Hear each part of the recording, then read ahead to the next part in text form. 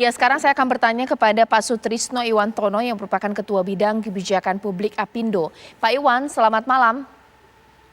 Selamat malam, ya Ya, mohon maaf ini saya lagi di perjalanan, jadi mungkin suaranya atau gambarnya kurang bagus ya.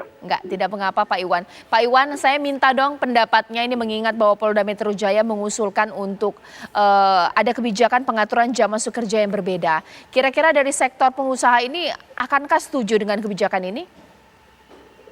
Pertama tentu kita memberikan apresiasi dan penghargaan kepada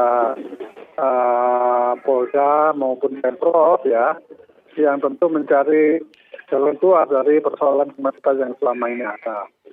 Nah, bagi kami ini kan baru beberapa hari yang lalu ya, sehingga kita memang belum sempat konsolidasi dengan teman-teman semuanya. Tetapi pada prinsipnya tentu yang kita inginkan setiap kali keluarnya kebijakan ini haruslah dibahas secara lebih meluas, melibatkan stakeholder yang lebih banyak. Tentu ada kepentingan-kepentingan pemerintah, ada kepentingan masyarakat, ada kepentingan perusahaan, pengusaha, ada kepentingan pekerja, dan juga kelompok-kelompok lain, anak-anak sekolah dan sebagainya. Ini saya kira harus dilihat secara menyeluruh, karena masing-masing punya kepentingan dan karakter yang berbeda-beda ya. Tentu adanya percepatan atau perlambatan dari jam kerja itu kan ada dimensi-dimensi yang harus kita perhatikan. Ada plus minusnya. Di satu sisi misalnya untuk untuk pair dengan mitra kerja kita untuk jam yang sama ya. Kalau satunya sudah masuk, yang lainnya belum, tentu ini bisa menyulitkan dari sisi komunikasi ya. Sebagai contoh misalnya untuk bursa pasar modal kita itu dulu kan buka jam 10. Sekarang dipercepat jadi jam 9 itu dalam rangka untuk menyamakan jam kerja antara Indonesia dengan negara-negara lain gitu. Nah, ini tentu hal yang semacam ini perlu menjadi perhatian.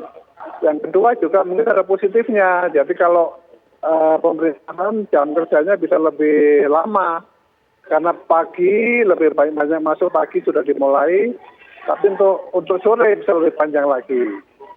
Demikian juga perbankan bisa seperti itu. Kalau mereka jam 7 sudah buka, kemudian jam 5 juga masih buka, tentu ini akan baik untuk kita semua yang melakukan transaksi.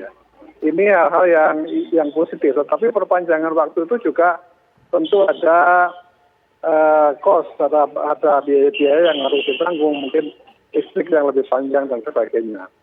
Tapi yang utama ya, yang kalau kita bicara kenapa sebenarnya sumber kemacetan itu yang perlu dilihat. Kemacetan itu muncul karena sebagian besar orang menggunakan kendaraan pribadi, ya. Nah, sekarang kalau kita mau mengurai kemacetan adalah bagaimana memberikan insentif negatif agar orang tidak menggunakan kendaraan pribadi ya.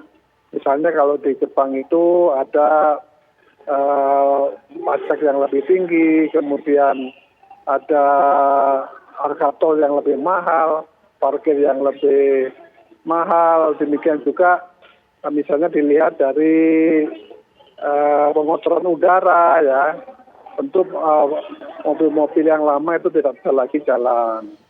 Tetapi semua itu tidak akan bisa jalan apabila orang menghentikan penggunaan kendaraan pribadi, tetapi tidak disertai dengan tersedianya sarana umum, ya, public transportation. Jadi public transportation menjadi kata kunci ya. Kenapa Jepang bisa? Karena transportasi publiknya begitu hebat, ya, mudah diakses, kemudian juga tersebar di berbagai tempat sehingga orang kalau keluar dari katakan stasiun MRT gitu, itu tidak sulit untuk mencapai tempat kerjanya. Ya. baik. Mereka bisa pakai sepeda ya, dan sepeda itu parkirnya gratis gitu. Baik. Kita kan belum terbiasa ya pakai sepeda gitu. Ini saya kira hal-hal yang perlu dipikirkan untuk bisa mengurai kemacetan kita ini. Baik, Pak Iwan, ketika awal-awal pandemi dan banyak pengusaha kemudian memberlakukan dengan sistem WFH, memang DKI Jakarta ini kan lebih lengang. Nah, untuk sekarang ini apakah pengusaha kemudian kembali dengan cara kerja yang lama dengan bertatap muka, atau mungkin merasa bahwa ya sudah, WFH juga menjadi solusi dan bahkan juga membuat DKI Jakarta tidak terlalu padat. Ini bagaimana, Pak? Oh iya, tentu pola kerja dan tata hidup kita kan sudah berubah ya sejak pandemi ini. Tentu WFH itu juga menjadi model ya, tetapi kan nggak semuanya pekerjaan bisa di WFH-kan. Ya, misalnya kalau itu pekerjaan pabrik, ya orang harus pergi ke pabrik, harus menyelesaikan pekerjaan secara fisik ya. Yang bisa di WFH-kan adalah pekerjaan-pekerjaan yang sifatnya administratif yang kemudian bisa dikerjakan secara online. Itu tentu kondisinya akan berbeda dibandingkan sebelum pandemi ya. Tetapi juga tidak bisa kemudian serta-merta dihilangkan semua pekerjaan fisik diganti dengan semua. Itu juga nggak bisa begitu. Sehingga karena itu sekali lagi kita harus bicara lebih detail, nanti mendengarkan aspirasi dari berbagai pihak supaya mendapatkan solusi yang terbaik lah. Jangan nanti tanpa dibicarakan tahu-tahu keluar kebijakan tersebut begitu. Baik, ditahan dulu Pak Iwan. Sekarang saya akan ke Ardi Suratman. Rekan kami sudah siap bertanya kepada masyarakat. Kira-kira apa pendapat masyarakat tentang rencana kebijakan ini? Ardi, silakan.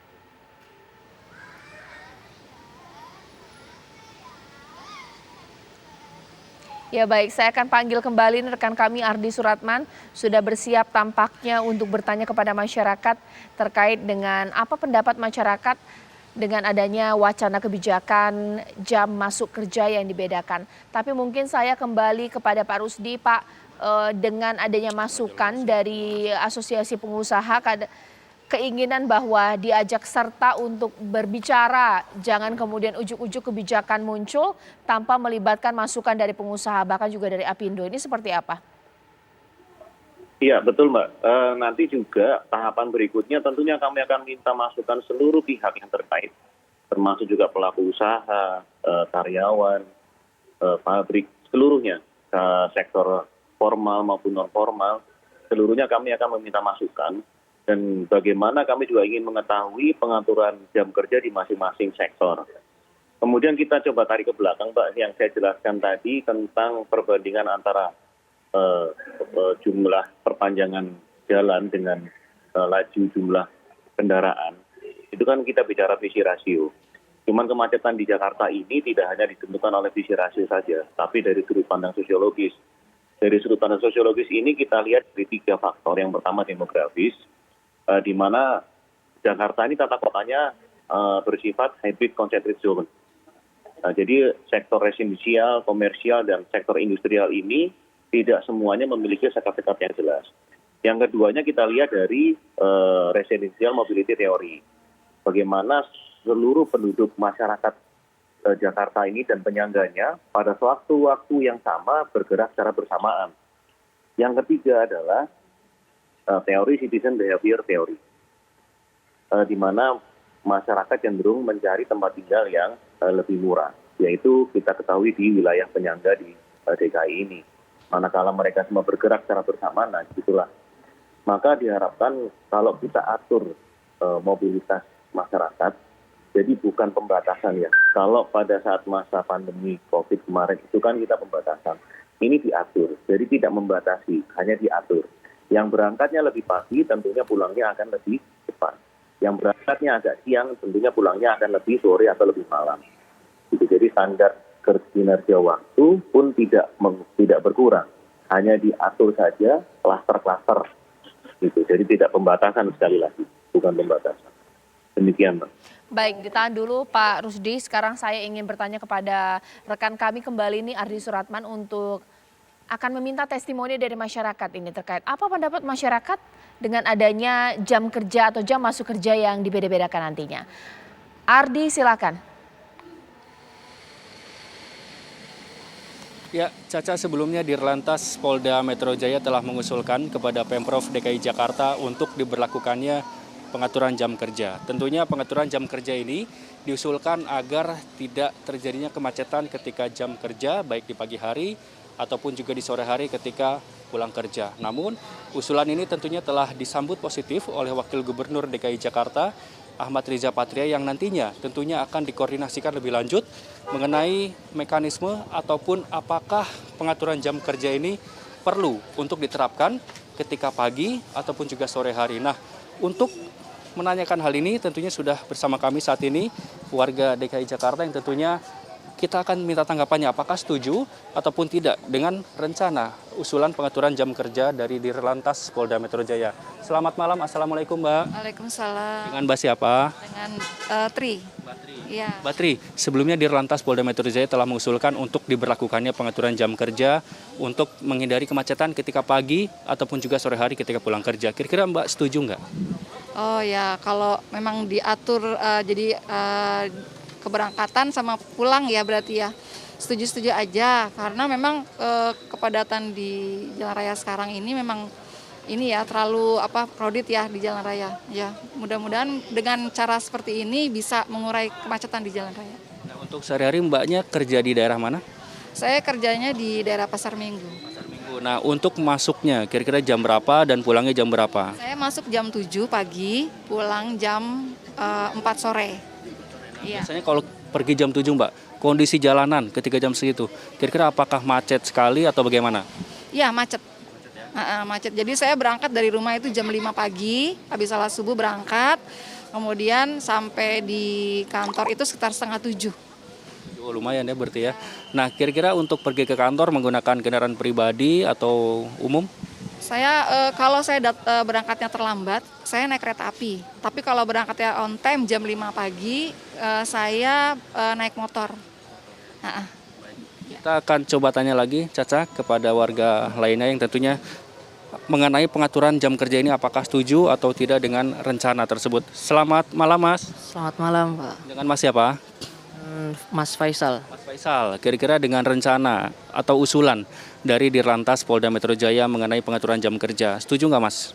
Kalau menurut saya kayaknya setuju-setuju aja. Itu kan juga karena cara dari Polda untuk mengurangi kemacetan yang ada terjadi di Jakarta. Karena emang kita lihat udah dari beberapa tahun lalu di Jakarta emang udah padat banget jalanannya gitu, Mas. Nah, kalau untuk Mas Faisal ini aktivitas sehari-hari kerja atau masih kuliah? Kalau saya baru mau kuliah.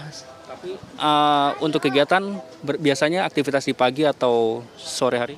Kalau saya biasanya emang suka pergi sih keluar ya di pagi hari. Artinya terimbas juga dengan adanya kemacetan di pagi hari ya? Ya sangat emang kerasa banget kalau misalnya emang macet gitu. Intinya setuju supaya nantinya harapannya supaya tidak terlalu macet, betul begitu Mas ya? Betul, Mas. Terima kasih Mbak Tri dan juga Mas Faisal atas informasinya. Tentunya pemirsa itu tadi dua tanggapan dari warga DKI Jakarta yang tentunya setuju dengan usulan dari Dirlantas Polda Metro Jaya yang nantinya akan mengusulkan kepada Pemprov DKI Jakarta mengenai rencana pengaturan jam kerja yang tentunya hal ini dimaksudkan agar tidak adanya kemacetan yang cukup parah baik ketika berangkat kerja maupun juga pulang kerja di sore hari. Demikian Caca, kembali ke Anda di studio. Baik, terima kasih Ardi Suratman. Dan mungkin nanti sesaat lagi Pak Darman Tias akan menanggapi ya. Karena mereka setuju, tapi kembali lagi yang disorot adalah transportasi publiknya seperti apa. Mengingat bahwa ternyata seringkali kepadatan ini karena KRL jamnya terlambat, bahkan juga penumpukan, karena jamnya tidak terlalu panjang ini untuk KRL, bahkan juga transportasi publik lainnya. Sesaat lagi di Apa Kabar Indonesia Malam.